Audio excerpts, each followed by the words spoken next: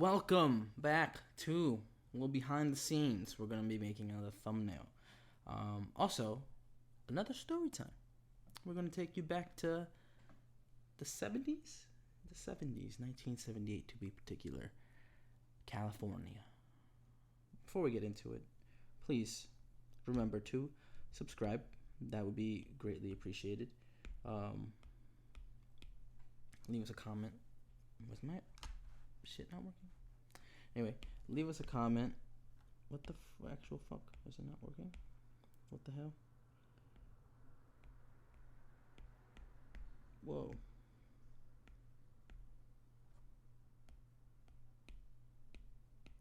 Okay, this shit was working. I'm just stupid. But yeah, we're gonna talk about the case of Mary Vincent. I don't know if you know about it. I saw it recently and I was like, whoa, what is going on? But apparently she was a young child when this happened to her. She got abducted. She was a dancer, a promising dancer. It said that she was going to be a legit ass dancer. So when that happened to her, she got napped. That's what I call kidnapped. You know, I like to make it sound cool. So she got napped. Okay, kidnapping is not cool. My bad. But she was pretty legit at dancing. She danced in Vegas. She danced at some shit in Australia. She got to dance in Hawaii. So she was actually like this was gonna be her career, you know. She was gonna be a good ass dancer. But as all kids do, she decided to run away from home that one night. So she wanted to run away from home because her parents were getting a divorce. And shit, I fucked that up. And she said she wanted some alone time. Allegedly, you know, divorce is a tough thing. We all know that. If you come from a family of divorce, or if you are fortunate enough to not have that experience, you know, it's tough. It's hard. You know, we never know how we're gonna react or what we're gonna do to that kind of news. But she decided to run away. So she's on the road. She's like, California, here we come. And then miraculously, because you know, she was starting to hitchhike. I'm presuming that she was going to hitchhike. And a blue van stopped by. And they were like, hey, get in. I have to sneeze. This Marine seaman pulled up in that van. And this man is a grandpa. Okay, guys? He's a grandpa. He didn't look any kind of dangerous whatsoever, according to the story, the report, I guess. But he was some kind of grandpa looking ass motherfucker. And so he's like, yeah, I'll take you. Sure. So he was supposed to take her to Interstate 5, I guess, which is one of the easier ways to just get to California from there. And she was like, yeah, let's do it. So she was excited. She was like, okay, this is the break I needed. I'm off to California. So she was hype and good and dandy about it, you know, as all kids who want to pursue their dreams are. So they're getting towards Interstate 5, and the dude doesn't stop. And Mary kind of sees that. She's like, hey, we just passed the place where you were going to drop me off. And so she grabs she grabs some sort of stick. Yeah, it was a surveyor stick. And so she goes and she's like, yo, if it was an accident, turn the car around.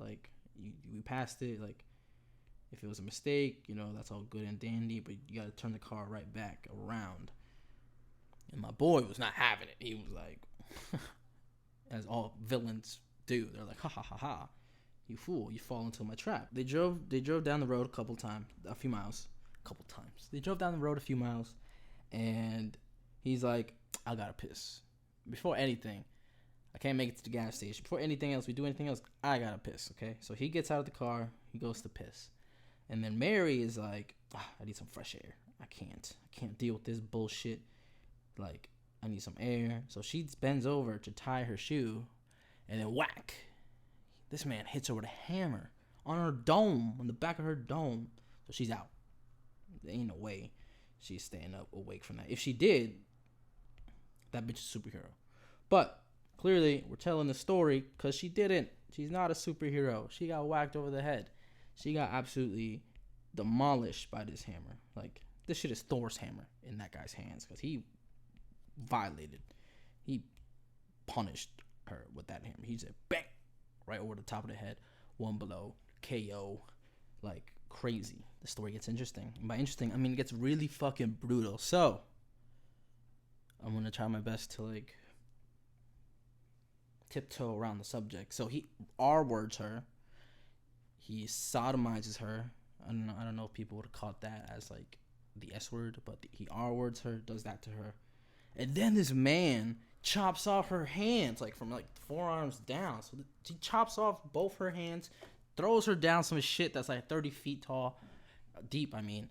And he just drives off thinking, yo, I just caught a body and a body. Like, he's like, I'm done. The deed is done. Ain't no way I'm getting caught. Like, DNA back then, ha ha ha. Like, they're never gonna find her. And by the time they do, it'll be too late. Like, so he dips off thinking he just killed her. But boy, oh boy, this bitch did turn out to be a superhero because she survived. So she's naked, tumbling through the woods. She tries to get into the road. She's trying to flag somebody down. Apparently, she did find somebody. They saw her, sped away. They're like, what the fuck is that? Because, like, let's be honest, guys. If you saw that, you telling me that's not a ghost? You telling me this is not the Conjuring 4? Like, that's what you're telling me? Because I don't know if I would stop either. I would just be mad scared. But apparently 2 women did stop, and then they put her in their car, and then they took her to the police. This is a crucial part of the rescue, is that she had to hold her hands up so her muscles of her arms wouldn't fall out of the hole that the guy made. So just imagine if someone's like this, like running in the road naked and bloody and shit, like you know, like that would be a little scary, you know. So like, you know, I don't blame the first people, but also like, come on, dude, ghosts? Are you serious? But also like, ghosts, if you know what I mean. So she's at the hospital, you know, thankfully. So she's at the hospital. She gave the police the most detailed like description of the guy. They put out a sketch, and then literally, like, the neighbor of the guy recognized him and called the police. They're like, yo, that's my neighbor. So good, shout out to that neighbor, like paying attention to like shit.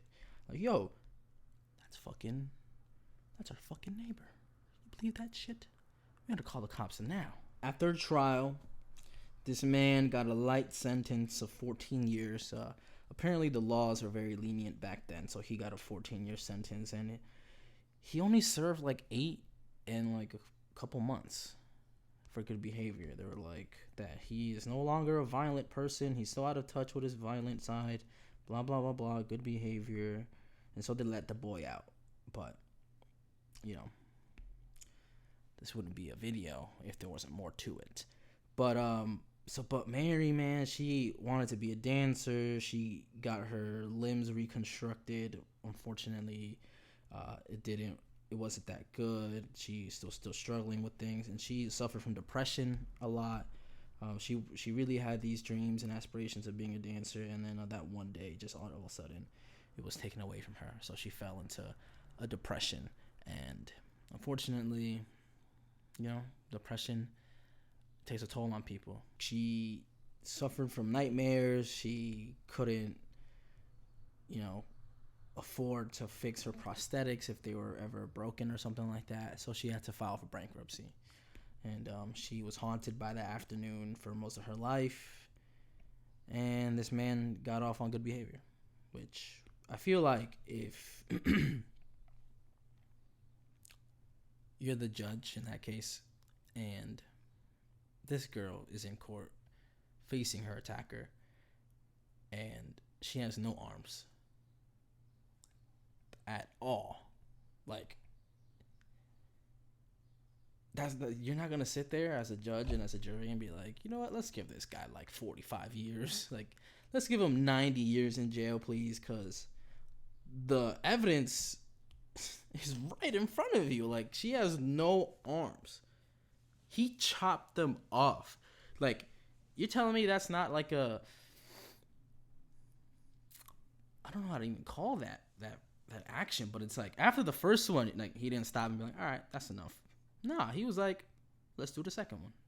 Bam, bam. Took that thing right off. So, you know, it sucks that she didn't really feel like a survivor after that. So in 1999, she goes on saying that she hasn't smiled in 21 years, which is quite a bit.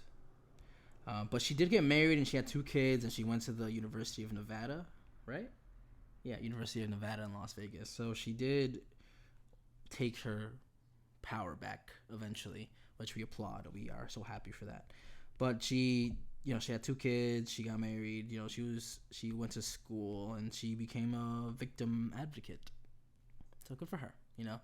At least she got back to where she found a new purpose in life. Instead of dancing is more to be the voice for people who don't want to express their voices, I guess, or who feel like they can't. So good for her. That's a good thing to do. Good place to be. So what happened after the boy got released?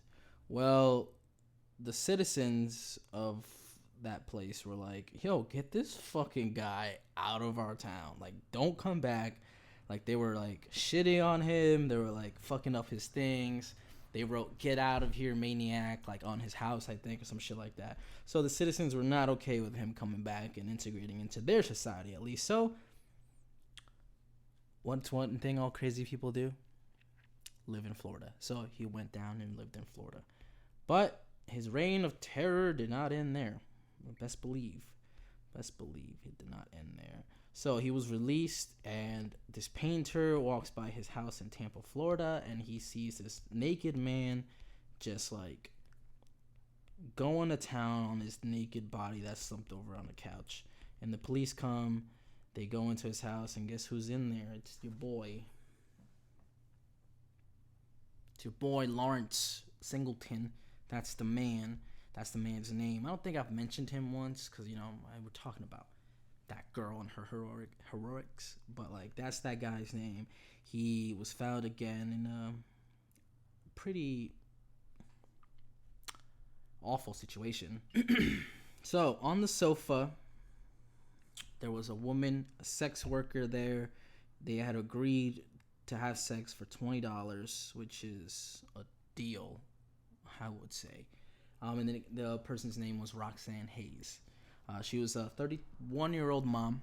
She had 3 kids, and he stabbed her to death, like repeatedly, like brutally stabbed her to death. Which, man, this guy nice. Like, we should have been like, how about we take off your hands so you don't do nothing crazy to people? Maybe that would have been an appropriate solution for that. But yeah, stabbed her to death. Police found her just in that state. And our superhero Mary, heard of the news. So the news got to her, and she knew in her heart that she had to face him again. She had to testify at that particular trial that she was involved in. So she goes and she says that she felt she had to. This time she would see justice is served, that she was raped. She had her arms cut off. He used a hatchet and left her for dead. Mary told the stunned courtroom as she pointed towards Singleton with a prosthetic hook. So you can just get that imagery in your head, just like she's in the courtroom. She's recounting her story that she's no longer scared to share. And so she's telling the court about it. And the court just sitting there like, no way this guy just did that. Well, yes way, because clearly he did that shit again, but with somebody else, All right. my head is a little fucked up.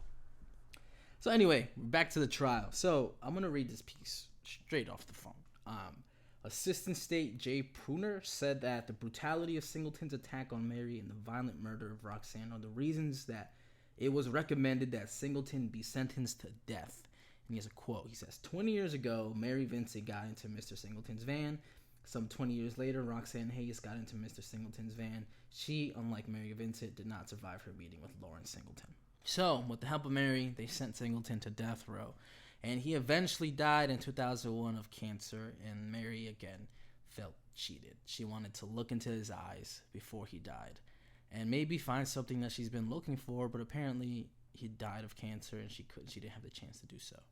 So that's the end of the Lawrence Singleton saga of murders. It was only 2, allegedly. We don't know. But Mary, at the end of it, still wasn't happy with the results. She wanted to kind of be there, I guess, to kind of maybe get some closure for herself, at least. But yeah, that's the story of Mary Singleton. and Roxanne Hayes. Now that little story time is out of the way, we're done. That was a crazy story. Like, her hands got chopped off. Oh no, I fucked up. Ooh, that looks cool. That looks nice. And we're done. Thank God. Thank you for watching.